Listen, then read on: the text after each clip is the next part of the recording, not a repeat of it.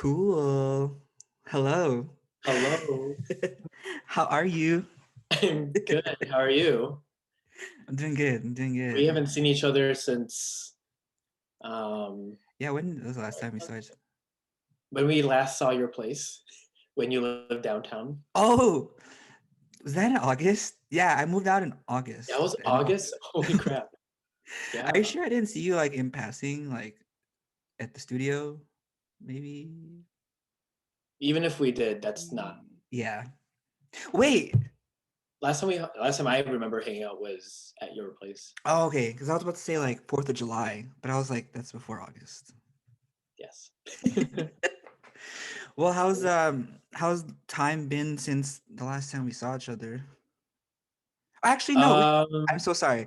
The last time we saw each other was your birthday at that apartment. at where? At your apartment. Oh yeah, that's right. Oh Yeah, yeah. your birthday. Yeah, it was Yes. actually your place that we saw last. In my place. You're right. You're right. Oh, that Yeah, was fun. That was a good that night with was the a bros. very I know. In that intense ping pong match between Yeah, the yeah. undefeated who was it? Daryl and It was Deniri? and Deniri, Christian Deniri. Yeah, Christian Deniri, yeah. Yeah, That was a fun night. I was just like, what the heck? yeah. Why are they so good? I I don't know. I don't know. But yeah, no, it was a lot of fun. It Well, was your idea too. it was my idea. Well, because I figured that our group of friends really enjoy playing it, Yeah, so for it sure. worked out. It worked out. Yeah. Well, how's time been since then? I know we had like the holidays in between and then the new year. Everything been good? Yeah, everything has been I've been doing well. I can't even remember the last thing that I really caught you up on, but everything is going well. Obviously, I'm still working, Yeah. um, still in the intensive care unit, still working as a nurse, um, still dancing. Puzzle League just kind of restarted Mm-hmm. in a way, so Yeah. it feels good to dance. I've been dancing here and there, but it's good to just like be dancing with other people Right. I haven't Yeah. seen in a while. It felt weird, but it was Right. good. Yeah, I taught my since we're back at the studio now, like teaching on Sundays. It was like my first time being back in the studio, and I was like, Mhm. I forgot how to talk to people. Of course, Yeah, like I was teaching online, like virtually, but obviously it's like different to be. completely different. Yeah. And so then like I was like tripping on my words, and I'm like, am I making sense? Like, Yeah. does this? Are you guys understand what I'm saying to you right now? It's weird being on the giving end, so like being like the teacher or like being like the assistant, and then Yeah. it's also weird just being like the student, being on the receiving end and learning online. Yeah. Crazy COVID. It's I'll be honest, like I'm not really a fan of like learning online. I took some classes like virtually, but Mhm. I mean as anyone has as anyone has I've heard say about like dance virtually, it's not like the same. It's definitely not the same. The vibe is different. I feel like even just like the motivation to like do well. I don't Yeah. know. It's a very different environment. You know, Hmm. I think when we're like in a class setting, or if you're in a dance group and you're in rehearsal, like it's it could be stressful, especially if you're like sometimes all those extra bodies add pressure. You know, Hmm. and Yeah. it causes a lot of stress, but at the same time, it does push you Yeah, of course. if you rethink your mindset, that pressure could actually be really a good thing. Yeah. And then when you're doing it online, it's like it's just not the same. Like you don't have that additional pressure, or at least not as much pressure. It's not the same being in person. So, Yeah, of course. but I'm Yeah. glad that we're back to, is it tier two? Chicago's back to tier two. Oh, I thought maybe for some reason I think I saw tier one, but I'm not really familiar with the tiers and all Neither am that. I. Yeah, neither am I. All I know But is that like things are some opening up slowly, kind of, and yeah, like indoor dining. I um I went into a restaurant not to eat, but just to like pick up food. And Hmm. this restaurant obviously was like, they had like indoor dining, and I was just like, this is a little, this is a little Weird. weird to see, you know? And I'm just like, should this be even happening still? I mean, like I know our like positivity rate is like gone pretty down in the last month, but still still pretty infectious, I would say. Yeah, I know that like after the holidays, actually the holidays wasn't all that bad. At least on my end, it Mm, wasn't too bad. When it came to like COVID numbers, um, I think the hospital in general has been sort of like preparing for the post-holiday rush in a way. Like after the holidays, since everyone's gathering, the yeah, numbers are gonna spike up, and at least on my end, I'm sure this is not the same everywhere else, but on my end, like right, the numbers have remained either the same or they've gone down. So right. hopefully Okay. everyone just chilled, had a chill, peaceful holiday. And actually, I kind of liked it in a way because Yeah, I think honestly the holidays stress me out. You know, it does me too. Christmas Yeah. stresses me out, New Year stresses me out. Uh-huh. So I was actually kind of happy. It was kind of just chill, relaxed. It was Yeah, simple. that's I, good. I didn't have any major complaints about the holidays. Yeah. No, that's good. That's good. Yeah. I mean, for me, like my family, Christmas this year or New Year's is kind of like how we usually spend it. It's just usually just my immediate family, so it was just like the same old. But like, I mean, again, yeah, there's that sense of like, everyone else is going through that same thing, so it was kind of like we're all like experiencing the same vibe, which is Yeah, cool. Yeah. Well, thanks for doing this. I know we yeah. touched on like dance and like a bit of your career a little bit. We'll get into that a little bit, but yeah, for those of you who are like to tune in to this, who are listening, this is my friend Christian Del Rosario, um, longtime friend, dance co-partner, dance friend, brother in Christ. Yeah, all the above. Yes, Yeah. yes.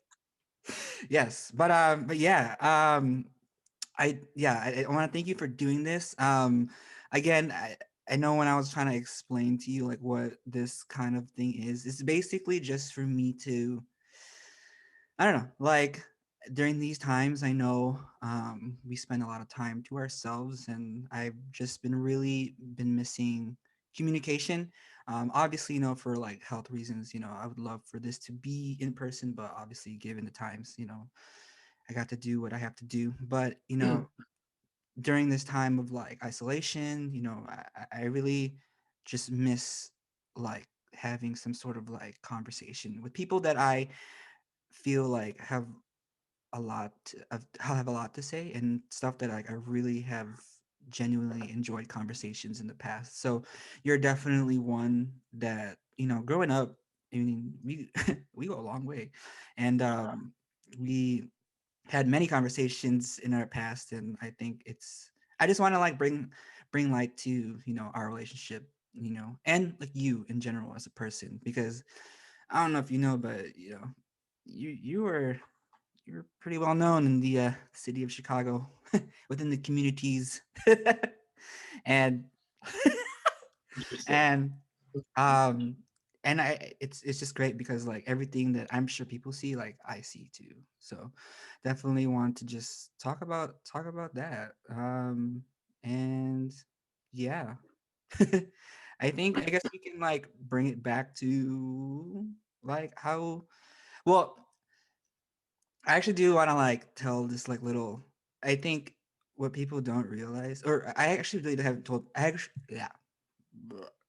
I actually haven't really told anyone like this story, but you are probably like the person that really like got me into dancing, like literally. Like obviously, like I have people that I watch and stuff like that, but you like were the first like actual physical person that like brought me into a dance community. And that's not even before the Chicago dance community. Like going back to the CFC days, Mm-hmm. I remember I'll never forget it. This is like so funny, like to think back on it. But like, I just remember, I don't know where it was, but I just remember you. I think it was like for a camp. Like, if you guys don't know what camps are, it's like these retreats that we usually put on, and like there's a talent show portion, and then you would always do the talent show portion. And I just remembered, oh my gosh, this guy does choreography. Like, that's so cool, man. Oh my god. It's And- just, you know what's really funny, real quick, just to tag on to that. I yeah. was I know that you had a previous Zoom chat interview with another friend of yours, and you shared the link to me, and I was kind of like looking through your YouTube account, Oh and I was gosh, no. trying to see, like, I remember the back in the day, when you would choreograph in your basement. Oh You actually have gosh. a piece of Yes, we good do. dancing. It was that Omarion song, and I was watching that too, and I was just like, to be honest, I was actually kind of impressed that we made that up. I was just like, okay, musicality, like we heard that song, we listened to the beats, like I was really impressed. But the thing that I was watching, and I was cringing watching it. I think it was like 2008 or 2007, and it was pre-con. Pre-con is like sort of like a retreat, but bigger than a retreat, but less than a big conference. um, but it was me and Carmela, Yeah. and I Yeah. was cringing so hard watching it. But at the same time, when I was watching, it's like I don't think I was that bad. Like No.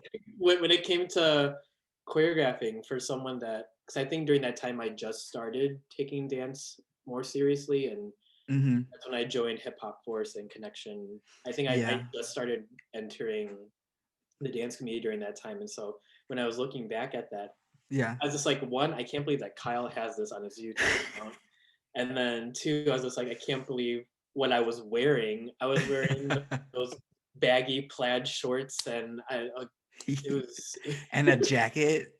in It a was always jacket. some baggy like jacket and then the shorts. I felt like I was like a preppy gangster. I think in my head that's how I like envisioned myself. Yeah. So preppy, some preppy hip hop dancer. Yeah. And but yeah, I watching that and then looking also at your account and looking at how much you've choreographed, like your passion is very evident, and I think that's what that's what spoke to me. Even like when back in the day, like when we were still getting to know each other, like it was very evident that dance was something that you were very passionate about, and I think it was inevitable during that time, at least in my head, that like we're bound to collab, we're bound Yeah. to like work on something together, because I think when I looked at other people, you know, people enjoyed dance, people thought it was fun and cool, but you specifically, like, you were passionate about it because it was something that you kept on working on. It was something that you, even like, you know, when you made those videos back then, like I like even then, like I didn't make videos of myself choreographing or freestyling or anything like that. Mm-hmm. But you did, and I think that it spoke volumes about you and your passion for dance. So, man, I miss those days. I miss those I days, and really do. I miss working with you. I know. I'm pretty sure we were gonna talk about it at Yeah, some no. point, but We Kyle have and I, we worked together on that conference dance yeah. for New York. Yeah. Again, conference is like a bigger version of a retreat, but it's like people from all over the United States come together to one state, and we have a big retreat. And Kyle and I, we worked on that big production. I think the dance challenge was different dance styles, and right away I took contemporary. um, Oh yeah, we had to claim them, right? we had to claim a dance style Yeah. and we had to execute it, and so I grabbed contemporary like super quickly. Granted that Kyle and I have no contemporary background Zero. whatsoever, but like we picked it and we got first place with our set. Um, Yeah. That was a lot of fun, and I think what made it so fun was, you know, us working together and then seeing the youth who a lot of them they didn't have any dance background either Right. to see their to see their growth and their genuine joy for dance. Right. Um, and most importantly, I think for all of us, like um, I felt like it was a step or a direction for us to explore more of our faith. You know, Right. Right. oh man, the good old days. I Like know. those No, were that is that is so funny you like brought up because sometimes I'll think to myself like, wow, I have a lot. Like someone could look through my old YouTube and just use this as yeah. like as like a like an example, or b like to like meme me or like make fun, bring it up later on in life. So I was like, Mhm. oh, dang, I always forget that this stuff is up here. But no, yeah, I do remember. I think I remember uploading the you and Carmela one just because I was like, I just wanted to watch it. And this is like when YouTube was still like brand new. Yeah, yeah, So it wasn't for like, to get views or whatever. It was more of just like I needed to like put it up there. Because like yeah. back then it was like we didn't really have anywhere to like just store them. It was like either you have it in your digital camera or like you posted it or something like that. Mhm. But yeah, I remember that. I remember that. Yeah, I just remember that time. Like, do you even remember that production show that we did at like Saint Lamberts. Lambert's? Yeah. Oh my gosh. Yeah. Can I just say, when I watched that, I was like, wow, that's really dope. I think that was like the first time I saw like wow, a set put together by like Mhm. you and like I'm pretty sure like it was like, you and others, but I was just like, wow, everything like looks cool and like it makes sense. It makes But I'm sense. sure if we were to watch it today, it'd be like, I don't want to watch it today. I want to see a video of that. I really do. Oh my. I think there was a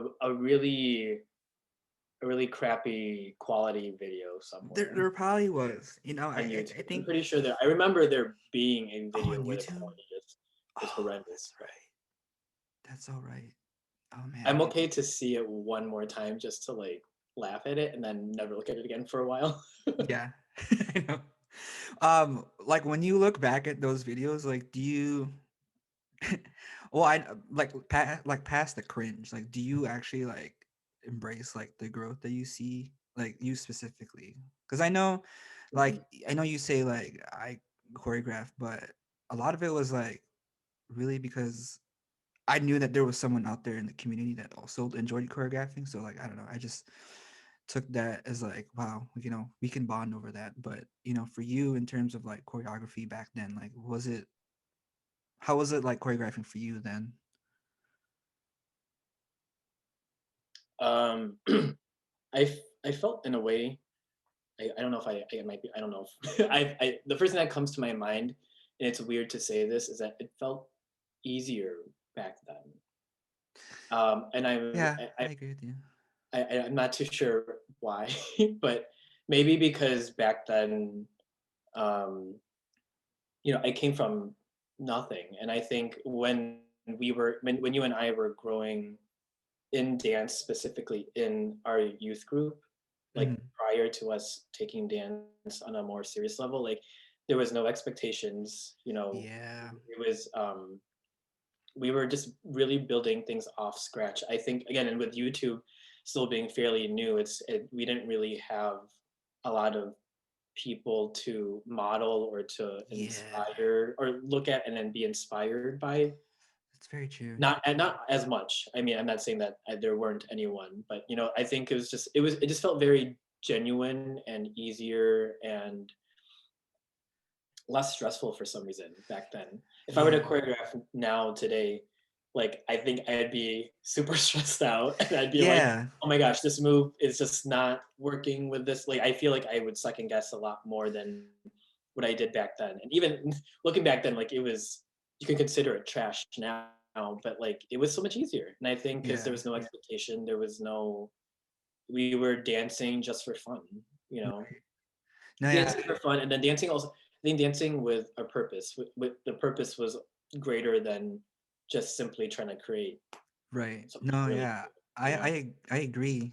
Yeah, definitely. And I know it's like that topic of like social media, but I definitely think like nowadays we have something like you said to model off of, and like we consume so much content that like when it's time for us to make something, it's I don't know if you feel this way sometimes in choreographing. Like when I choreograph, it's like this looks too like so and so, this looks too like that, I don't want it to be like that, oh this looks very similar to a move that I've seen already, stuff like that. So I get in this mindset of like I just want to do something that's like not I don't want I'm afraid of like biting or copying off. And so Sure. like Yeah. it like gets it plays a lot into my head in terms of creativity. Mhm. But I mean, like in the videos of like back then, like I was, of course, like you said, we were just learning as we go, and like I just did a move because I felt like it was a move. Of course, I was inspired by moves, but it was still a move that I felt like it was a genuine thing, and I didn't really think about it. Right. Right. So I think that's yeah, that is a good point that you brought up. But how did you even get into dancing? I don't think I ever asked you that. Like, what made you I'm sure we've definitely had this conversation before, but I mean, it's been years, ages? more than 10 years since we've known each other. So I'm I guess yeah. I think we just like just settle with the fact that we both dance, and then yeah. I mean, it's probably been forever since we had this kind of conversation. But yeah. um, when I grew up, I my my two cousins, they babysat for me a lot, and one of them was a dancer. She was a ballet dancer, Okay. and I just remember going to her recitals and her rehearsals often. I wasn't Okay. interested in ballet, but I think having to go with her and just be in a dance studio or see how rehearsals structured, like in my mind, I'm just like, that's cool. I Yeah. think I think I just got used to that kind of environment, and then I think my interest in dance started first with my interest in hip hop and R&B, which came from my cousins. Mm-hmm. They would always play that, car rides and whatever. And the person that actually inspires me, that inspired me back then, and still continues to inspire me today, is Aaliyah. Mm. Um, I'm Yeah. actually, side note, I'm actually contemplating on getting a small tattoo, um, like about her. Yeah. Uh, so we'll see what happens with that. But Aaliyah is probably the person that made me be like, "Whoa, dance is like super cool." And I, it was hard. It was her "Are You That Somebody" Mm. music video where I was just like mind blown, and I'm like, Mm-hmm. I need to dance. I need to learn this. This looks Yeah. so cool. And I remember when I was younger, I would always try to learn it, and I think that's where my interest in dance really sparked. Um, Ah. Aaliyah was the catalyst for that. Yeah. I do Um, remember you. I don't know why, but I always, for some reason, I always associated Aaliyah with you because I think like back in the MySpace days, there was something that you had, or you always had something about Aaliyah. I feel like. I probably did. I probably had her song on repeat, or I probably had a picture. I know for sure on my MySpace, I definitely had pictures of Aaliyah. Yeah, I'm Mm-hmm. actually really happy that you said that because I'm a big fan. No, yeah, Rest in peace, baby girl. But yeah, I'm a yeah, big fan of Aaliyah. yeah. No, it's. I like when I was younger. To be quite honest, I got annoyed at that song just because of like the little baby sound. But now, like every time I hear it, Yeah, I'm like, I was an idiot to hate this song when I was younger. I was an This song is idiot. jam. Yeah, but no, yeah, I think that's really How about cool. for you? For me, I don't remember. it's okay. For me, it was in sync when I was younger. Mm-hmm. Um, my dad had like videotapes or DVDs of like the NSYNC concerts. Um, I remember I don't think I would ever like really learn the dance. I'd pretend like I'd learn the dance. But then, like obviously like in concert, there's so many different angles. It'll be like cut to Sure. an angle of dance, cut to the audience. And then it's like, but I missed that part. Like now I don't know that Yeah. move. So then I honestly think like that's when my choreography light turns on because I would just make something up. And then like Mhm. when it cut back to the angle of dancing, that's when I would pick it back up. And then I would associate that to being like when I really started dancing or I really like dancing. Um, but what actually like propelled me into dancing was like the whole step up to ABDC era. Mhm, mhm. Such good times, man. Like that's when like I really fell in love with it. It was all like I thought about, and still to this day, like when I think about So that stuff, real crew, so my friend. Oh my I gosh. didn't want to All read. day, all day. You were so real crew all I day. was, it's like I get him. I get low key embarrassed, but like sometimes I'm just like, why am I embarrassed? Like that was like what really got me into dancing, and like a Yeah. lot of people, they still make fun of me because like I'll still buy their merch and stuff, but I'm just like, come on. You're a true fan. You're a real true dedicated fan. Yeah, I really was, and I even I even told Andrew himself, like I'm like, dude, you have no idea, like how much like So Real like really impacted like the way I love dancing, like till this day, and to have gotten to say that to him was like full circle. Mhm. So like he knows, and like yeah, I don't know. I think that's the time that really got me really into it, and then yeah, hip hop.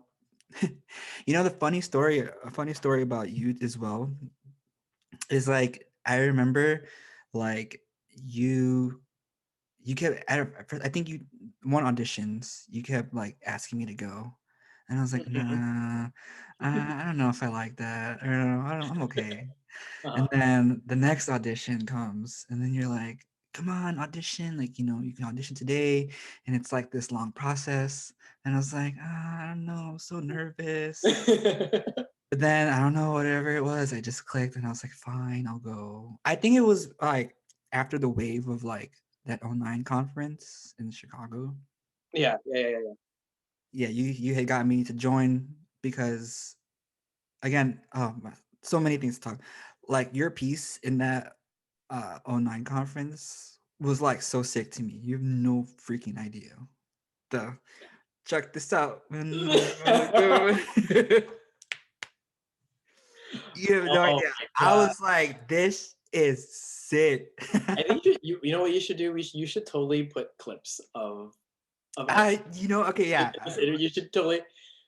I'm gonna cringe, but I think it'd be really funny. I think we should also next time we hang out, we should definitely like just watch Rewatch. I it. agree. I agree. Oh my gosh. And like, yeah, so it was fresh off of that routine. I was like, I think, I don't know, maybe you said to me, like, oh, the stuff that we do is like that routine. So I was like, oh, okay, like, I'll do it. Like, you guys do that stuff? All right. I think I remember that conversation. Yeah, yeah, yeah, yeah. Yeah. So then I show up to auditions, right? And, I go through the whole audition process. I've never auditioned for a single dance gig in my entire life. And like, I make it, right? And then, yeah, for the first couple of months, like, we were in it together. But then you leave me. So then, like, as I was thinking about it, I was like, this fool gets me to join a dance team and then leaves me. In all fairness, I asked you to join the team a long time ago, and you just so happened to leave. I mean, join as I'm contemplating leaving. uh, at the time, I You was are like, late. at the time, I was like, what am I supposed to do now? I don't know What am anyone I on this supposed to do team. now? You're my Dance. only link. I know. But like it was so funny like coming on to Force because like everyone knew me. For some reason people called me Josh, like my Oh, cousin. oh yeah. And I'm like, first of all, do you see how big I am? I'm Oh, not okay. Josh. I may be his cousin. I love him, but I'm not Josh. But then, I mean, you and Josh look very different from each other. right. But like for some reason, people would like call me Josh. That's so I don't know. funny. But yeah, as I thought, one day I thought about it. I was like, this fool, he just This left fool me. left me. I did feel bad. Did you? I Promise? I'm just did. It kidding. feel bad. I'm sure I did. Yeah. But yeah, I will credit you to not only being the catalyst in dance in general, but into the Chicago dance community because when you left, I just stayed 10 plus years later. I was still there. But I mean, it's in all hindsight, it's good. You know, for whatever it was, like that little step like opened like a huge door for me and for you Yeah. too. So like despite how our time on it was with together, even though it was for like a short little time, like it opened a lot of doors for us. Oh Like yeah. I it, mean, I think you and I definitely have grown a lot from that, from all of that. You know, you're right. A lot of doors opened up, and we took a lot of opportunities, and we had a lot of opportunities, and you've grown immensely as a dancer and as a choreographer. Um, it's crazy looking back at it. It really is. mhm. I'm proud of not just myself, but definitely of you too. Like we've definitely grown from you know our youth days to where we are now in the dance community. So Yeah. Yeah, I definitely want to yeah, we touched on it a little bit earlier, but that 2012 conference dance. I definitely want to spend some time like alive, New York. yeah. Oh yeah, yeah, yeah. I had to um years. yeah, I don't even it's know. okay. Sometimes I still have to remind myself that when it's 2021 and that Oh it's yeah, January, right? It's definitely. January, right? Yeah. Yeah, 20 26, about to be 27. About to be. Yes. Yeah, I definitely want to talk about that moment. For again, for you guys who don't know, we were part of this like community, this like religious based community, and it's a regional or global, yeah, global like organization. And then within the states, every state, no, not every state, like there's regions of where this organization was in. And every year we would just have this giant conference where all the youth from the entire country meet in one centralized city to, um, you know, just learn more about our faith. But there was an aspect to it in regards to the arts. There was, what was it? Not only was there dance, but it was original song and the, what's the band one called? What was the band one? I It's called mean, yeah, band. there was a band, there was original song, there was photography. Photography, yes. We had sports. Every Sports. region would have, I think, volleyball, basketball. Mm-hmm. Yeah. So yeah, Christian and I, we had the opportunity, well, for a lot of years when we were in the youth, we would always like work together to like make something come to life. But in this one particular year, and I think it was the last year they ever did the dance competition. Mhm, mhm. Um, Reigning champ. I don't know where you're at anymore, if I they don't- still have competitions or not, but right. But I guess the last of its kind, rather you could say. yeah. Mhm. We worked on this piece, this set that till this day, I don't know if you watch it, rewatch it sometimes, but I sometimes rewatch it and I just sit there and like think back to like how that time was or how we were or how my life was at that particular moment in time. Because I think for me, you know, we got like a lot of like great, you know, critiques on it. You know, a lot of people were very moved by it. At the time when we were making it, obviously like you when you're creating something for a couple months, you're going to be looking at it, hearing it, seeing it like all the time. Mhm. So when you do that, obviously like it's not going to like lose its um like newness, but like you still you get like, oh yeah, like, you know, we're doing this, it's gonna look right, but you forget, like, you know, to a fresh set of eyes, like this is something like in like totally like grand and new and special. Like, what do you think of when you think back to that time? Like, what do you think about that specific set?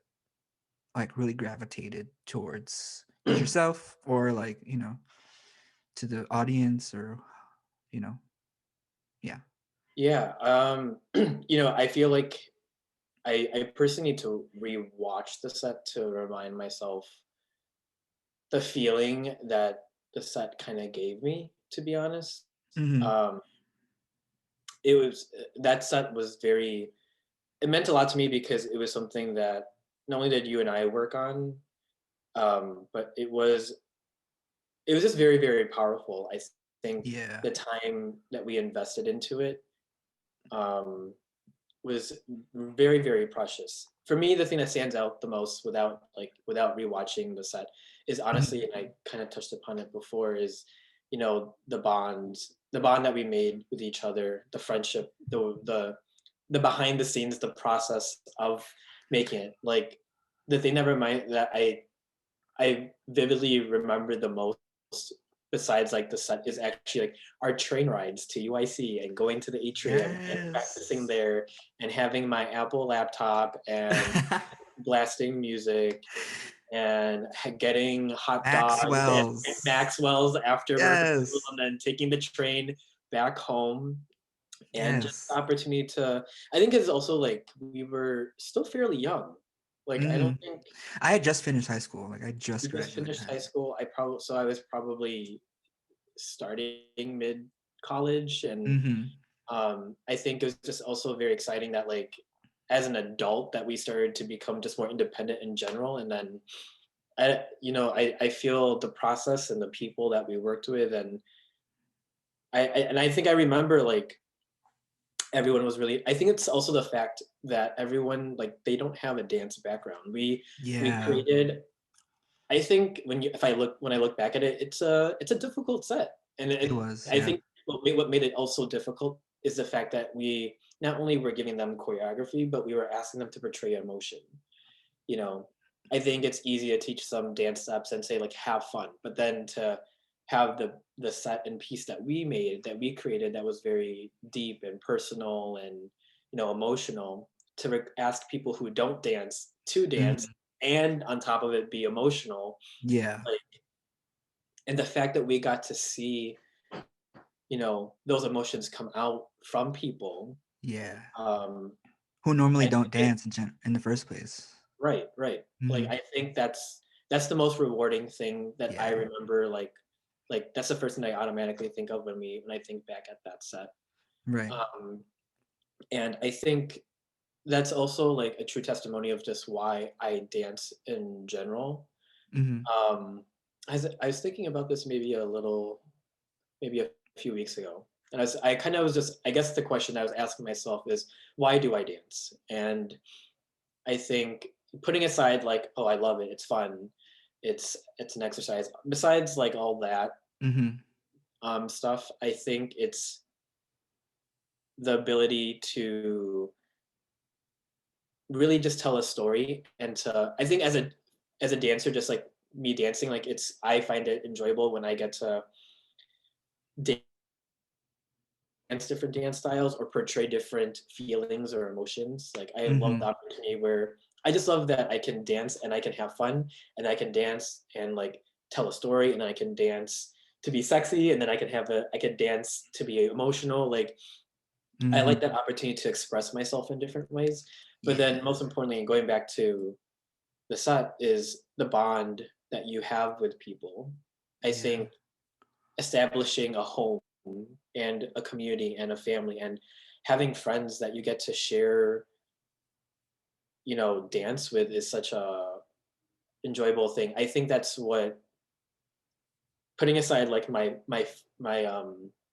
love for Aaliyah, I mean, I think that's what made me want to continue to pursue dance even more.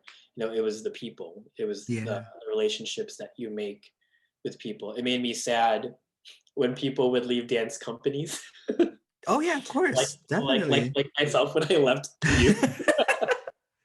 Um, but like I think dancing with people that you are close with, like I just feel like that's such a rare thing to have sometimes.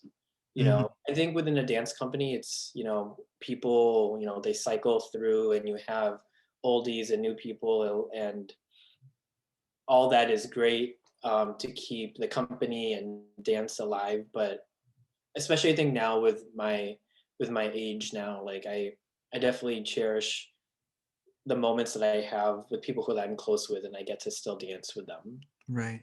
Um, Yeah. yeah. Yeah, I think uh, and yes, everything you said about like past the dancing and everything, just like the relationship, that time, and yeah, that time in general was like so much fun for me. Like it was like the first time I ever really have gone to like the atrium of UIC, and like long live the what's that, the bubble area, it's not there anymore. um Yeah. it's like not like the atrium circle, it's like that place off to the side. Okay. All right. Bubble area. um what was I saying? Yes, it was like my first time being in that area, and like that entire like summer of just dance practices. Yes, it was Yeah. like so much fun, and I think the one thing that I really love about like our working relationship is like, and you can like kind of like see, you can kind of you can kind of like correct me if I'm wrong or whatever. You can see it, but I think you're very good at conveying the emotion that you want out of people. I think at that time I was very that was a struggle for me to like, oh, just be sad or not be sad, like just feel the song out. But it's more than that. I remember there was one activity you had us do where you it's like typical like class, experience structure. Like you had a group of us just do it, and then we kind of just spoke on like how we did it. Like, did it feel good? People who are watching it, what did it look like? It was my like, and mind you, like, this is like the first time I'm seeing something in the creative position, and it was just really great to like see that. And I guess for me, in terms of our working relationship, it's like, you know I feel like I could come up with like an 8 step, like real quick, kind of mold it to how it looks. But when it came to like emoting, like, and making something feel the way it should be, I think you really did a good job with that, because I wouldn't have done that like to the best as I could, if you know what I mean. Mhm. you know um yeah, and that's one of the reasons why I really do miss working with you sometimes, and the things that we did, like even past like that conference, like the year before, like the one in Dallas. Mhm. Like, of course, like the theme was like, I don't know, what was the theme, like sports, and then we always had to throw a worship song in somehow, some way. And then I don't know, it always just worked out. It It always always just worked out. worked Yeah. out. but but yeah, I miss those moments. And like, do you think that those play a part on your experiences now? Like, I know you haven't have you had like more directorial opportunities or more artistic opportunities, and have you used like that conference time to kind of like into what you've done in the future after that? So I haven't done anything recently. I don't have any direct director position that I'm upholding right now. I Mhm. think after the closest thing that I had, and it was like maybe a little bit after conference time and our time being in the youth group, was when I was director of Ascension Performing Arts, which was I Yes. think my extension of um, my time during the youth, Mhm. where I was able to combine dance and faith together. Right. Um, but this time it was people that have dance training and stuff like that, and so that was I remember when that company was in fruition and running, like I would always refer back to days when we were in the youth and Mhm. what it was like for me. And I think I grabbed a lot of inspiration from the youth, and brought it into Ascension Performing Arts. Yeah. One of our sets that we did for Ascension, I combined dance and paint together. Mhm. Ascension did it at Prelude, Yeah, and I remember that. um, that was definitely one of it was very, very exciting. That set was inspired from our Talk 3 Session 3 skit, Worlds Apart, where we had paint represent different sins and how like we would wipe it down um, on Jesus, and like it was those sins were preventing us from having a relationship with Him, kind of thing. Mhm. Yeah. Um, and so I grabbed inspiration from that to create the set that we made for Ascension, which is still probably, I think, when I think about overall production, that's probably one of my finest moments. I consider for myself, Yeah. um, when I look back at things that are a little bit more recent. Um, Right. so that was I feel like I'm going off tangent now, but I feel like, oh, as I've grown up in dance, I think I always had this image of being this dancer, being a dancer, and then I think over time, and I think the youth was where I really started putting this into practice, was being more of a director, more of a visionary than Mhm. a choreographer. I love dance, and I still love to dance, and obviously I have the urge to choreograph here and there, but I think what I've been my sole passion is really being a visionary, Mhm. creating the set, thinking about a story and Mhm. constructing this and that. Like I think I find more joy in doing that than the actual like. Let me think about the coolest, dopest choreo that I. Right. And exactly, that's kind of like what I was kind of like saying, like that's like how our relationship was. Cause like, yeah,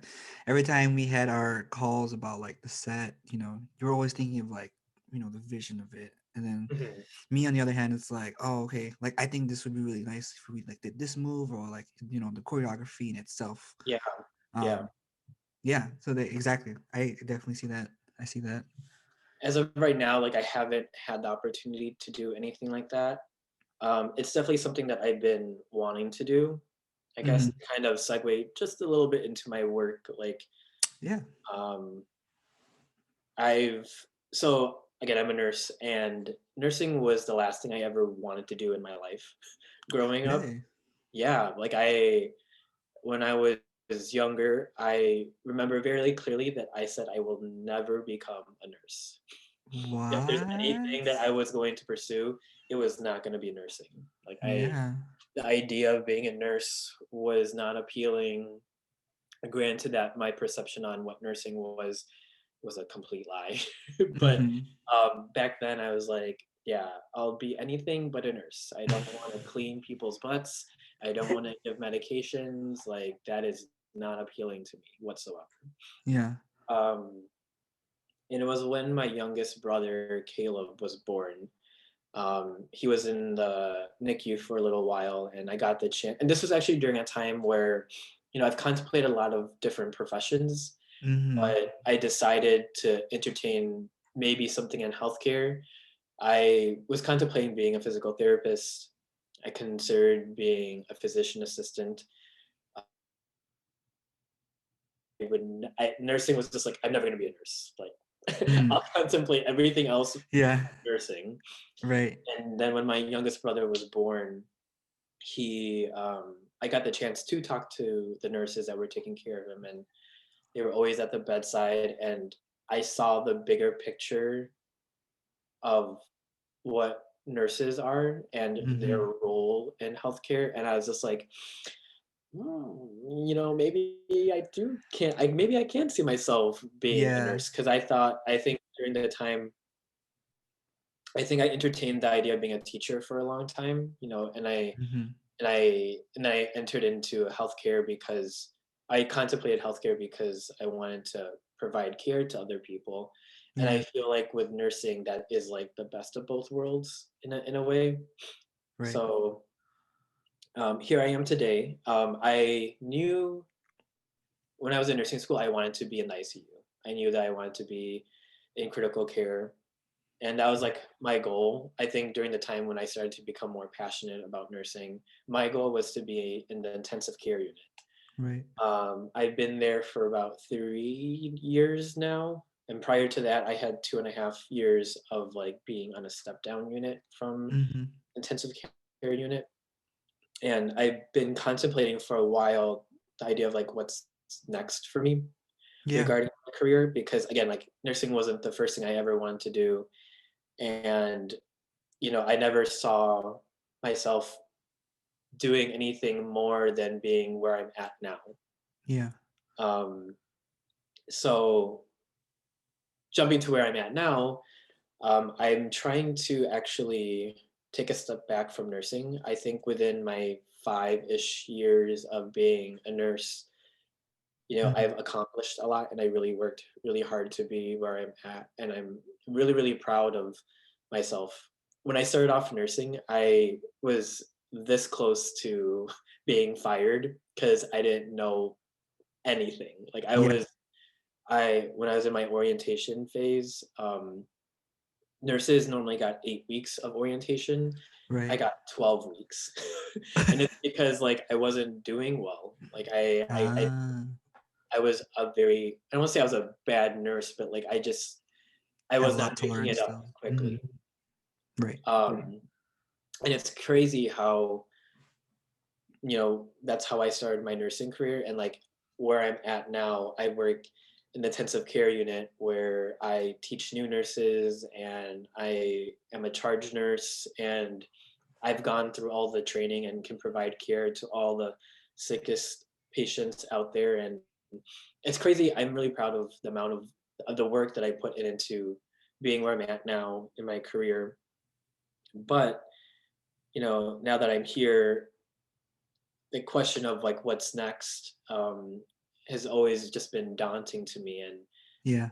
right now, I'm trying to actually take a step back from nursing and go back to what I'm passionate about, which actually is not necessarily just dance. It's more art, art in general. The Yeah. first thing I ever wanted to be when I was younger was to be either an actor or a director, like a movie director. I remember this. I remember you used to you were very like into films back in the day. And like I Yeah. remember I don't know, this is so funny. Do you remember on MySpace the bulletin boards? You know when you Mm, fill the surveys out on the ye- bulletin boards? Uh-huh, uh-huh, yeah, yeah, yeah, yeah. I think I remember reading one of yours and there was something about directing or movies. I'm weird like that. I remember I that. probably said that I want, and it probably stood out to you because I probably said I want to be a horror movie director. Yes. Yeah. Yep, that's it. That's yep. I still dream about being a horror movie director. Yeah, that's Um, amazing. so I'm trying to take a step back from nursing and try to get back to the things that I'm just passionate about in general. Right. Um, there's a have you heard of that thing online called Masterclass? I know Is Paris it Goebel, she has a masterclass. oh, It's sort of it's a dancing thing? Or is it no, it's a online website where different, I guess a majority of them are pretty much celebrities, but Mhm. it's people who are like proficient in something, whether it's like cooking, Right. film, home interior design, being an author. Like it's a course. They basically these big time people, celebrities provide a course on X, Y, and Z. Right. Gordon Ramsay. He Yeah. has a cooking he has a cooking course. I think he has 2 cooking courses actually. Mm-hmm. Paris Global has a dancing one. Ooh. RuPaul has a master class. I forgot what his focus was, but I think it was about individuality. Mm-hmm. Um, who's the I forgot her name, Wintour for I think Vogue. There's like a some big time fashion person who has a master class on fashion. Uh, Okay. but anyways, it's I have a shared account where I've been like taking some of the classes. I Jodie Foster, she actually has a master class on filmmaking and screenplay, and I've Okay. been kind of like watching her. She kind of goes through the process and like what it's like to do X, Y, and Z, and how to do X, Y, and Z, and Yeah. it's just so cool. I've talked to Maseth. Maseth is one of our good friends. Yeah. Mm-hmm. Who went to film school, and I've been talking to her recently about working on some sort of project where um, we can just like create something. It's not necessarily Yeah. dance related, but I've been talking to her a lot about, you know, what steps we can take to create some sort of video, you Yeah. know. Um, so I know I kind of went all over the place and I kind No. of, Yeah. but It's almost. I Yeah. guess I'm forgetting what the original question was, but that's what I'm trying to work on in regards of like when it comes to things I'm passionate about. Yeah. No, yeah, definitely like there are like a lot of things that you just said that I really wanted to touch on. But I guess like first, like I think what you just mentioned right now is so awesome. Like it's very interesting because I'm actually going through the same thing too, which is mind blowing that you like even brought that up. Like right now, like I still have my full time job. I still work as Right. like Right. an accountant. Um, but like yourself, or mainly for me, like I've just been going through this like existential mid 20s crisis where it's like I really don't know what I want to do, and I know that like my job right now is not for me. Like the only reason why it'd be like why I'd continue it on is financially, and I'm just like I don't know if I can like if my mental capacity can still like withhold that amount of stress. And it's like something that like I can do, but it's not something I enjoy. You know what I'm saying? And like I think when the whole quarantine happened and this whole pandemic started, and I was furloughed for like a couple months, that's when it really dawned on me that like life is short. Like Yeah. look how fast things were taken away from you, and like seeing that like why don't you take it upon yourself to jump on the things that you have always wanted to do. But I mean, fortunately, like I was brought back into work in June, but it just wasn't the same. Like Yeah. every month it was something like I dreaded, like I gotta get up, and like it was just starting to like little things started to like really get to me. And I think like last month or like earlier this year or this month rather, like I came upon to myself like I need to start doing things that I enjoy, that I really love to do, Mhm. and just makes my creative self feel fulfilled. Yeah. And that's kind of like the one of the reasons why like I'm doing this, like I guess like the whole point of like me doing a podcast is like it, it I've never been one to talk a whole lot, and it's also like a stepping stone for me to to work on my skill set and talking and conversating with people in Mhm. that light. But with that That's as something well. that, by the way, like I feel like I take a lot of pride with our friendships that we have from people with the youth because despite time and distance, like I feel like, and I think specifically with you, I mean, we've grown so close despite the fact that we don't see each other a lot. Like Hmm. we can, I feel like we can easily just have a conversation, Hmm. and it's just easy. It's just Yeah. easy to talk to you, and um, it feels good, and it's yeah, When they say like home is not a place, it's like a feeling. Like there are a lot of people who when I talk to them, I feel a sense of home, and you're definitely one of them. Especially like in the community, like because I'm so like timid and shy. Like whenever I saw you at like events, it was like, oh my god, Christian! I know I can like at least like feel at like some sense of like myself whenever I was with you or I saw you, even if we like spoke for like a minute. I was like, oh, okay, well, I gotta go back to marking and placing. Yeah, I gotta yeah, go back yeah. to it, like I think that's what I really enjoyed, like whenever we saw each other. So it was a sense of like home in that sense. But yes, definitely agree. Um, and like when you were saying like you wanted to get into like acting, me too. Like I actually have always not a lot of people knew this, but like I've always wanted to be like an actor as well. Hmm. And I was like, all right, I'm gonna do something about it. So I'm actually in an acting class like right now. And Oh, really? Oh, cool. I am, yeah, and it's scary, it's so uncomfortable, but I'm enjoying it. I love it. Wait, It's that's like I'm so happy for you. That's like really awesome. Because thanks, yeah. I know that you have I want to say it's like a I mean, maybe you consider it a big huge struggle, but I know that Oh your yeah, timidness or like your introvertedness or your ability definitely. just to speak is not something that you consider a strong point. I've always thought that you could. I think you kind of always just held yourself back. But I Definitely. always thought that you were good when it comes to conversating. But I think this is so exciting. It's so cool that you are taking an acting class. Where are you taking it? Yeah. As I'm taking it through Vagabond. What? Vagabond. It's like this acting school. Uh-huh. Cool. Cheska. You know how Cheska Yeah. Fojas? Yeah. Yeah. You know Hmm. how she's booked a couple of gigs, commercials, a movie even. Um, like Uh, I contacted her and I was like, hey, I want to do this. Not a lot mhm. of people knew I wanted to, but I really want to do it. How do I get into this? Yeah.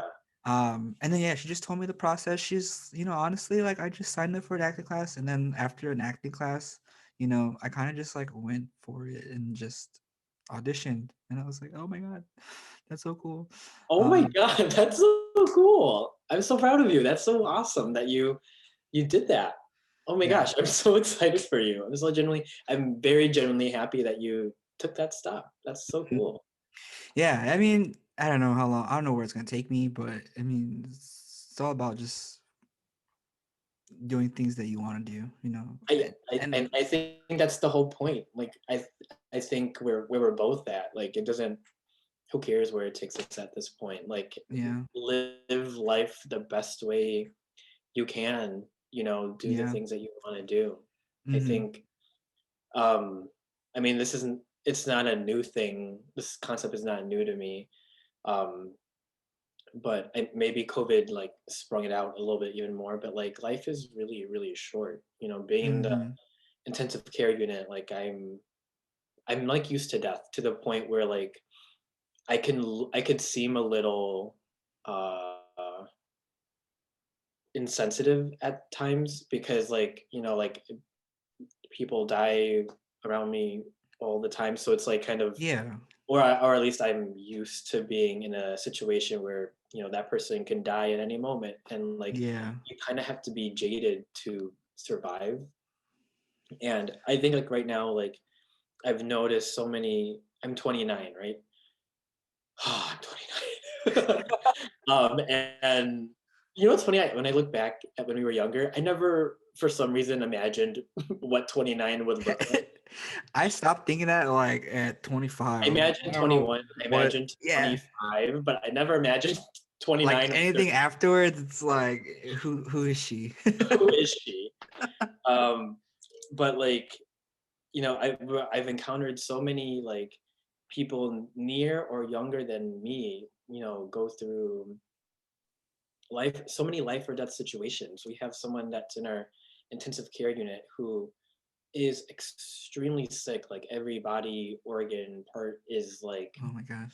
on the brink of dying, and he has no like previous medical history. He's kind of like a medical mystery that we don't really know why he's 27.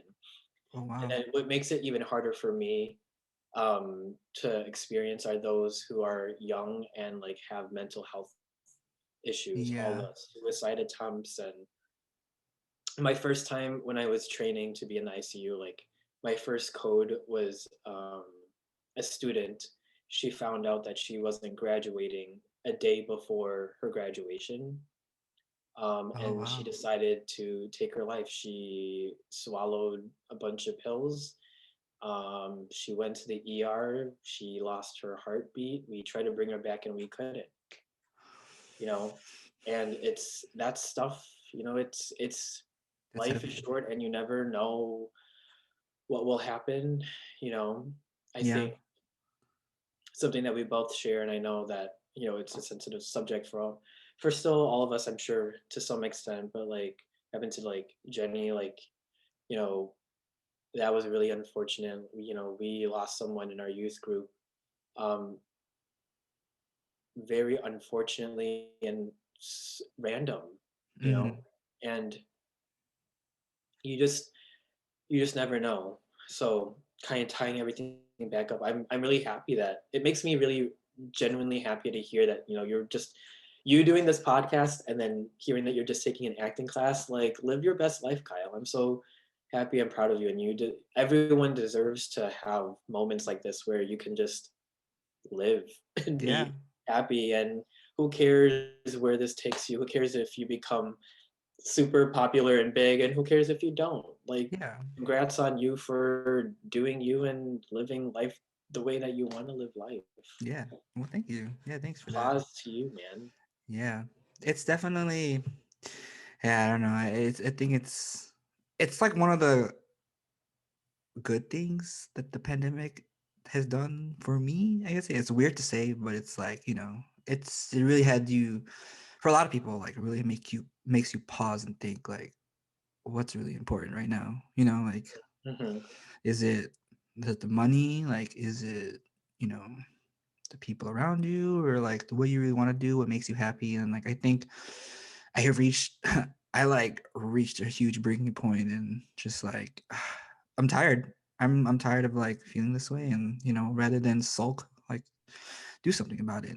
But Yeah. yeah, I whatever you're doing with the directing thing, like do you have any, like, I know you say you're working with Miss Seth, but like do you have any kind of like goals within the next couple months, or like what is it you're trying to do with that? Um, I think so. I've been talking to Miss Seth, and I'm not really one to journal. Remind me I would love to share something about that. Remind me something about journaling. But Yeah. she encouraged me to really put down thoughts, or like whatever comes to my mind, like kind of put it down and build off of that, Mm-hmm. off of those ideas, um, and to kind of really sit with things and take it in and start to explore these concepts and ideas that I have. Yeah. Um, she's busy, I'm busy, so we definitely just have this as like a one step at a time, one goal at a time kind of thing. So Yeah. I'm not saying that I don't have a project lined up yet. I don't have a deadline yet Yeah. on anything. We're definitely taking this As we go. as Yeah. we go, Yeah. is um, which is fine for me for now. The fact that I'm taking, I think the small steps matter. I'm always an advocate of that idea of every step counts, no matter how big or small it may be. Uh, Yeah. so I do hope. I have this grand, or not grand. I have this idea, and I thought about it at the end of last year or fall of last year, and it was really to let my nursing experience um, be my voice in a way of the things that I am experiencing and thinking. Mm-hmm. I think I'm very as difficult as it is to be a nurse. I'm very blessed because I feel my perspective on life is just so.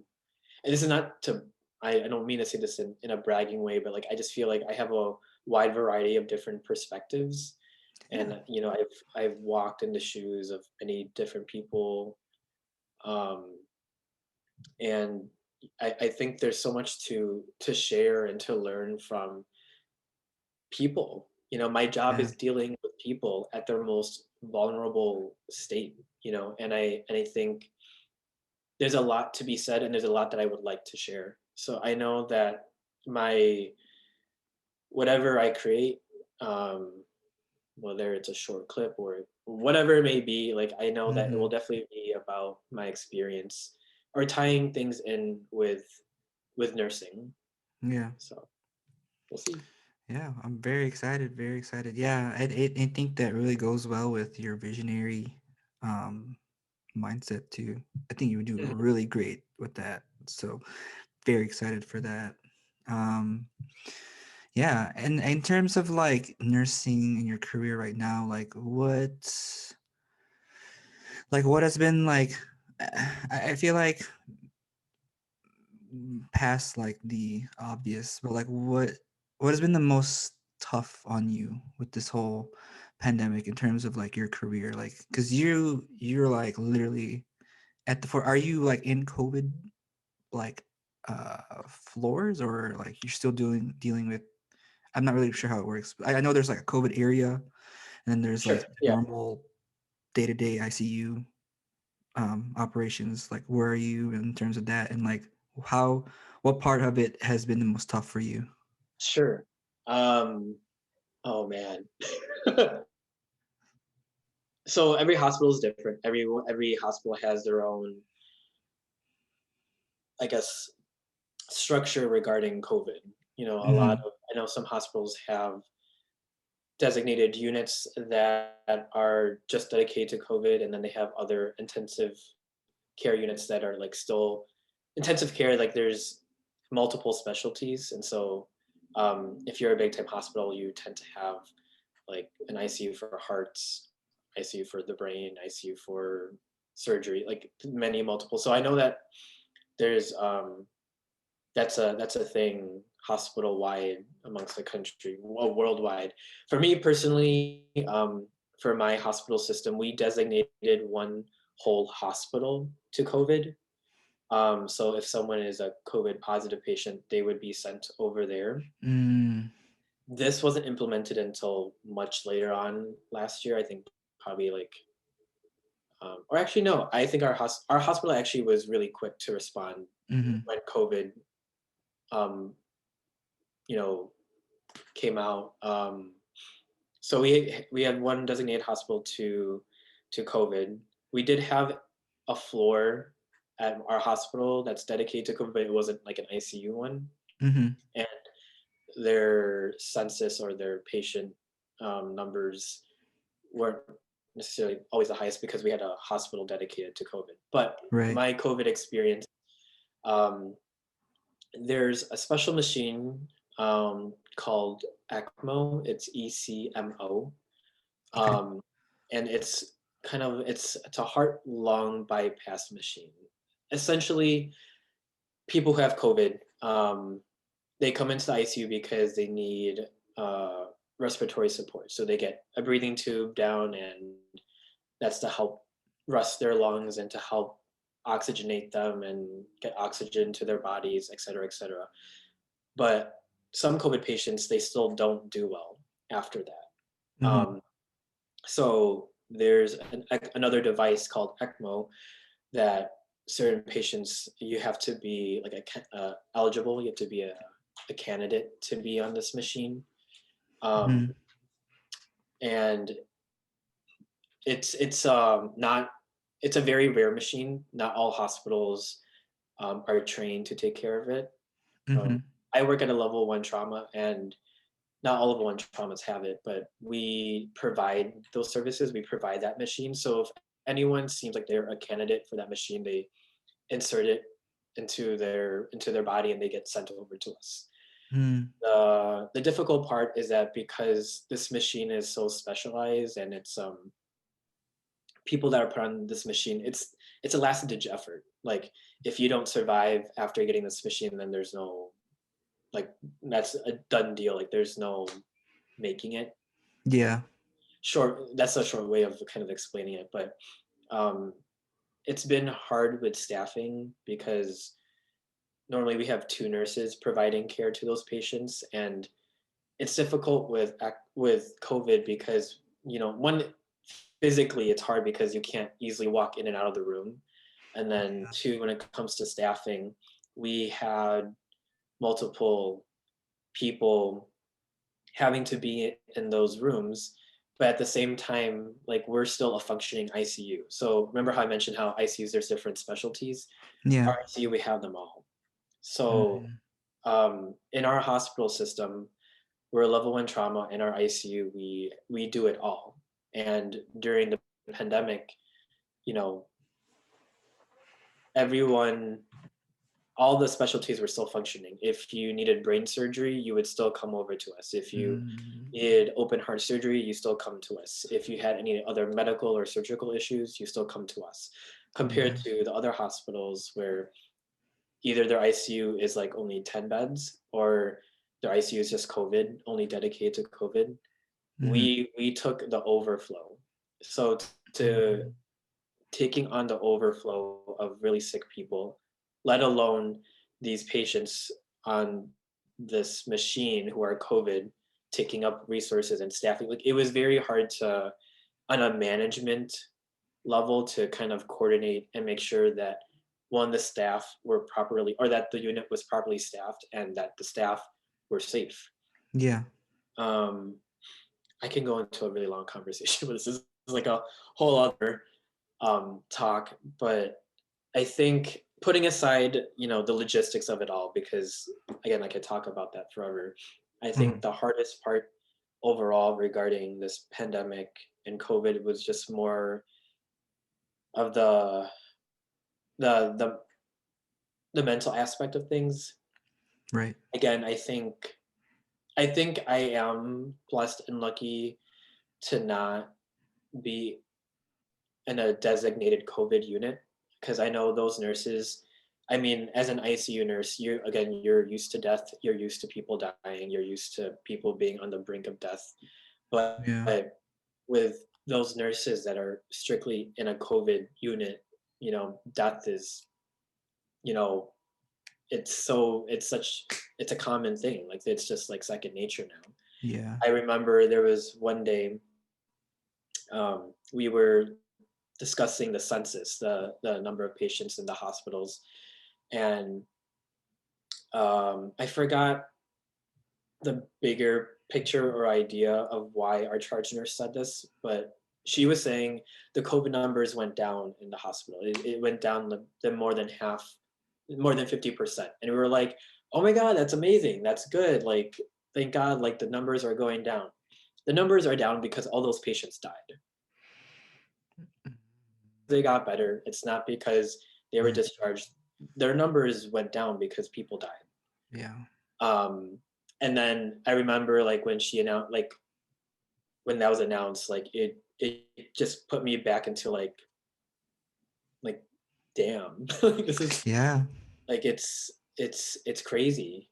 Um, and I remember when the pandemic was still new, the whole entire isolation aspect too. I mean, I think everyone has some sort of isolation story to some extent. Mhm. Um, in a way, I mean, I don't know if this is my optimistic self reaching out, but, like, I think I was lucky to have a job. I was lucky to have a job during the pandemic, um, and I had the ability to kind of still have a social life. Like, Yeah. it's kind of sad to say, but, like, I know that there was not a lot, but there were a few times where I was so bored. I was so bored. I couldn't see anyone, that I picked up an extra shift because at least at work I can talk to people, Yeah. and, like, Good way to put it. I go ahead. No, no, associate. That's a good mindset to put it as. Yeah. Um, it's just, it's crazy. Mentally, it's exhausting. Just recently, so Chicago has gone through its second. I think they said maybe it's a third wave. I forgot. what wave Mhm. we're in. But whatever it is, second or third,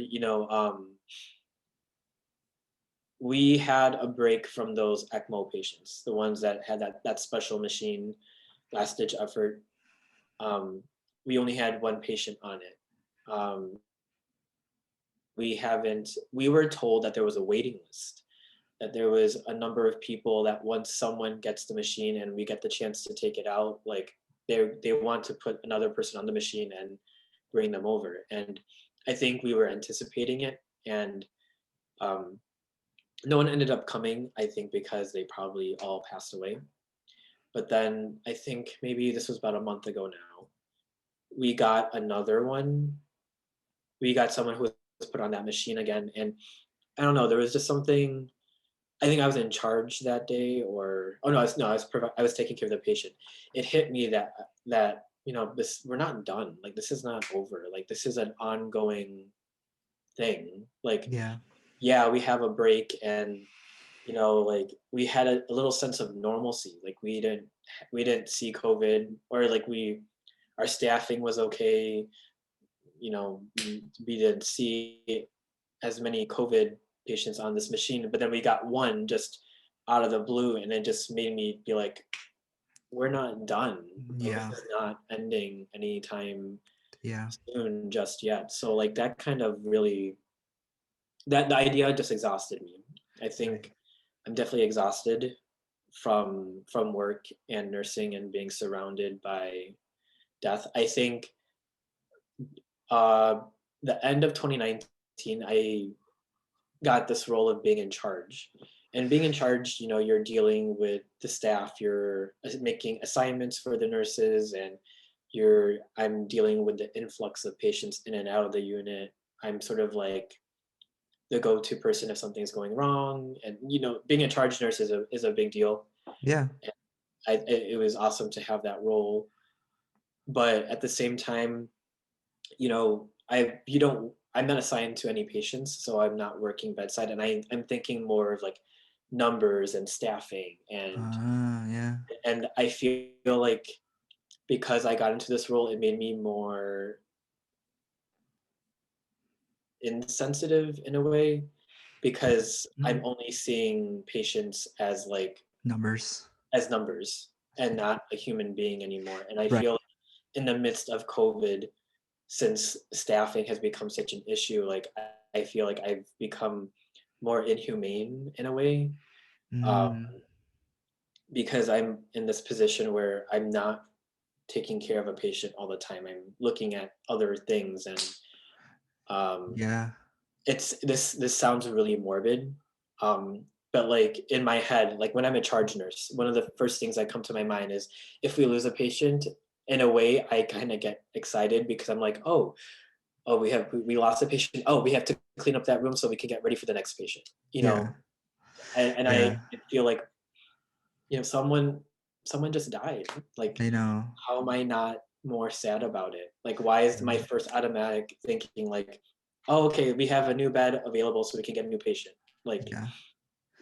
I That think mindset. Yeah, that mindset is very hard to like tap into. Like, I mean, first of all, like, big ups to like people like yourselves. Like, not only are you a nurse, but you're a charge nurse. So it's like, yeah, you have to kind of large picture it rather than like detail it. And yeah, I don't know how I would be able to like be in that situation. I know people could say like, over time it's you get used to it. Oh, my computer decided. Um, but it's probably something that that you just have to do. As weird as it sounds to say, but like you know, someone has to do it.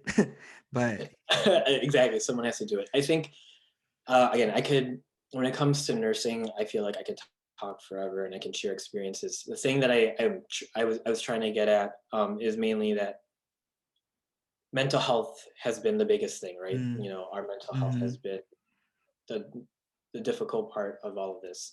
What I've done to kind of attend to my mental health was, I kind of mentioned already, was to again refocus my efforts to like my passions, you yeah, know, and the way that I've also been able to do that is by changing things up regarding my schedule. So I went down on my hours a little bit. So normally I'm a night shift nurse. The standard is 3 12-hour shifts within a week. And Mm-hmm. so I still do two 12 night shifts. Mm-hmm. Um, but I have one shift now that is during the daytime, but it's 11 a.m. to 7 p.m. Yeah. And so, a lot when I bring that up, a lot of people are just like, "Don't you hate like jumping back and forth?" And I'm just like, I think I'm used to it, but the other thing too is that like working at 11 to 7 is like it's normal hours. I get an extra day where I feel like a normal person, where I can have a normal schedule. Yeah. Um, I'm not a morning person.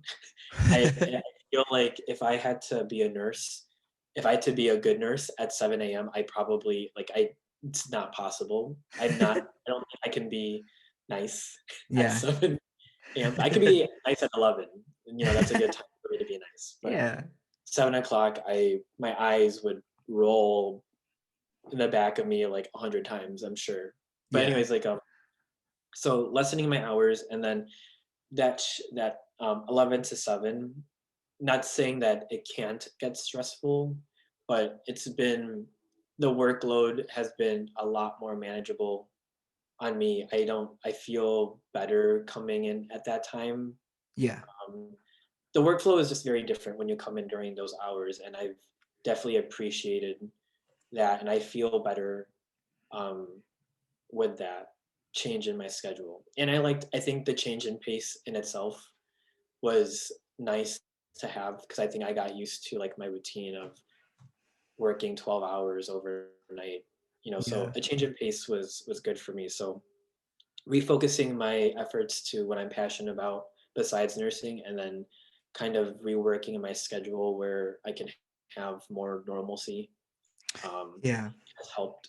That's good. That's definitely good to kind of like bring yourself back to that sense of normalcy because I can only imagine like the stuff that you guys see. I mean, I live with two nurses too, and like the stuff that I hear all the time, I'm just like, oh my god.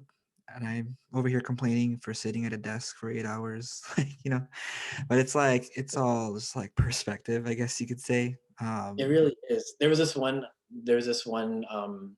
day where I was working. I think this when I was still new to the ICU, and we had to flip flop working days and nights a lot more often. But I was working a day Oh, shift, yeah, and it was really busy, and the unit was crazy, and I was mentally, physically exhausted. But I had rehearsal after uh, work, mm-hmm. so I went to rehearsal, mentally exhausted, checked out, very irritable, but whatever. And I come into rehearsal, and like to hear the things that people would complain about, and Mm, it's like the littlest things, and like they know that it's the littlest things, but like and then here I am like so closed off, because I'm just like, y'all don't know what I saw today. Like out yeah, of all things for you to be complaining about, like I just witnessed someone died. I don't, and then it's hard to like, how do you share that with people? yeah, Like you don't want to be the Debbie Downer, like right. someone's complaining about how their clothes, they don't look good dancing in the clothes that they're wearing, but then I'm like, oh well, today I saw someone die. It's Yeah, like, yeah. It's like, uh, oh, okay. can't relate.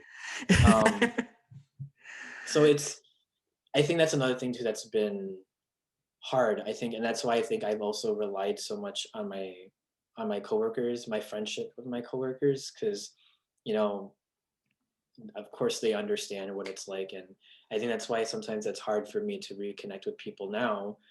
Um, After working and witnessing the things that I see, it's so much harder to share that with people without one sentence sounding like a Debbie Downer, to sounding like I'm morbid and insensitive and I don't have a heart. Yeah. It's just, it's a lot. I think the other thing that's also been helping, I'm actually getting back into it again, is therapy. Um, Having a Yeah, therapist. that's awesome. Again, I think, wherever you're at with your mental state, whether you think it's the best it's ever been or it's the worst it's ever been. Like, I think everyone should have a therapist. Yeah. Everyone, whether no matter where you're at in your life. So that's Yeah. also something that I'm encouraging myself to keep consistent within my life, having a Right. therapist. No, yeah, I definitely agree with the whole therapy. Like I myself have been trying to get a therapist, but I feel like from what I heard, like there's just been a huge demand in them that it's been very difficult to kind of find one. So I'm just like, oh, okay, well, at least I'm gonna keep trying, you know. And so like I think that's great. So do you see yours regularly still or So again, I just restarted restarted? Okay. um, doing that. Some personal events in my life took place, and Yeah. I knew that I needed to get back into therapy or to talk to someone. Um, so this video is not sponsored by this company. This is not a promo video for Yeah. any special organization, but I signed up for BetterHelp, if you've heard of them. I Uh, think I saw an ad on Instagram, like a, I don't know, maybe. they probably do have one. Yeah. I know a few people that use BetterHelp. Is that It the one where seems you very, like call? It's like a hot. It's more via through phone, or is that something you meet in person? I don't think it's a, I don't think it's in person. I don't think, Okay. and I wouldn't know, but I would also be kind of surprised if there were in-person therapy sessions. There has to be something out there to Hmm. some extent, but I feel Yeah. like that's something that isn't much of a thing because of COVID. Yeah. And But like for me though, like I don't know, it's hard because like I don't know, with me sometimes I just don't really like to rely on technology to be that bridge to have preach. Mhm. to be that bridge of communication. Like I need someone like Yeah, physically there. Like that's what helps me. That's like the whole factor that will kind of bring me more comfort. But obviously I know for obvious reasons. And it's just yeah, it's been a tough thing to for everybody.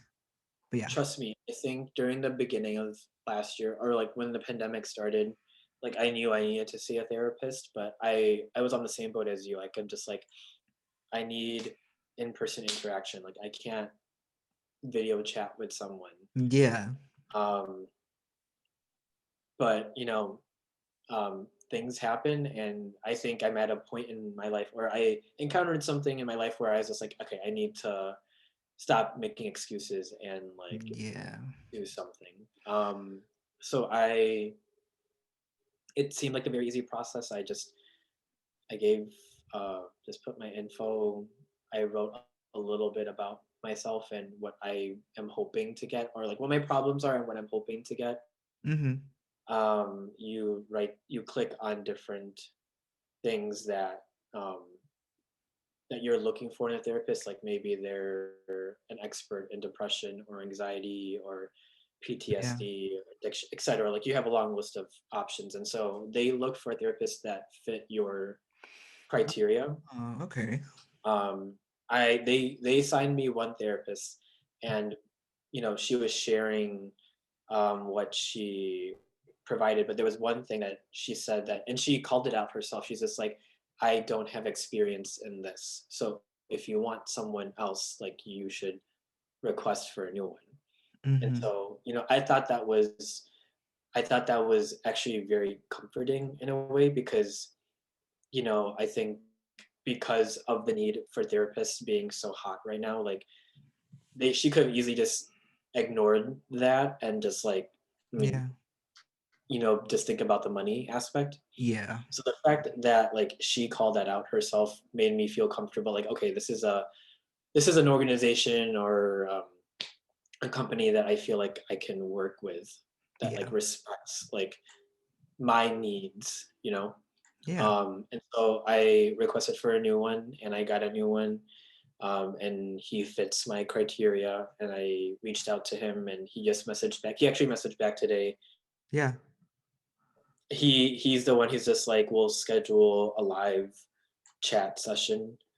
The nice thing about BetterHelp too is that, like, I mean, of course, therapists have their own schedules and sleep schedules too. So, I mean, it's not like it's a hotline. I think they do provide some sort of number hotline Okay. 24/7 if you needed some Yeah. like if there was an acute situation. But I think they seem very responsive. I think that's one of their main perks. Yeah. Um, and everything again, it's not just through messaging and typing. Like you'll have live meetings scheduled and stuff like that. So Right. I still have yet to fully experience it. I can definitely keep you up to date on how it goes. Yeah, please But the do. people that I know that have used BetterHelp, they said that it's helped. You know, I Yeah. think at this point anything is Yeah. will Any so sort of professional help really does will work. I feel like so. Yeah. Definitely like let me know how that goes. I definitely would yeah, love to yeah. see if that helps out. Um, but yeah, I think right now we're past like a little like past over an hour. I don't know. We'll probably can cut it there. We can continue talking like maybe off air. If that's okay with you. Yeah. Yeah. Yeah. Well, thanks Christian again for today. Thank you for just providing everything that you brought insights. I definitely miss you and hopefully, we'll hang out Miss you too, together man. soon. And with Daryl, Rafi, I don't know, good times. And I thought you said someone else wanted to hang out with the rest of the brothers too. oh yeah. Oh yeah, that thing. Yeah, that thing, yeah. When Ian comes back. I think We'll talk Ian about it off yeah. air. when Ian, yeah. Your viewers don't need that information. They don't. Um, no, but yeah, no. Well, thanks for asking me to do this. This was really nice. I mean, it's nice for me to keep reflect. I mean, I'm always reflecting on my life, but Yeah. nice to reflect on stuff with not just another person, but especially someone that like I'm close to and who's seen me grow. And we've known each other beyond 10. Whoa, how old? We knew each other like in preteen or like really teenage Oh years. six. So Yeah. it's I'm happy to catch up with you a little bit. Um, Again, just thank you for this opportunity. We can do this again if your viewers like me enough. Maybe we can do a second Yeah, round. like a follow up. Yeah, no, that'd be cool when I'm better Like and at. subscribe to Kyle. Oh Tell yeah, does him that anyone want we to have another interview want to insert any session. plugs at Chris A. Del Rosario Instagram? Sure, I don't even know what my Instagram is. Yeah, I don't know what that is. So, Yeah, well, I'll put that any somewhere like in Instagram bio. You'll see it somewhere. But okay, again, thank you again so much, Christian, and we'll talk thanks. soon. Talk soon. Bye.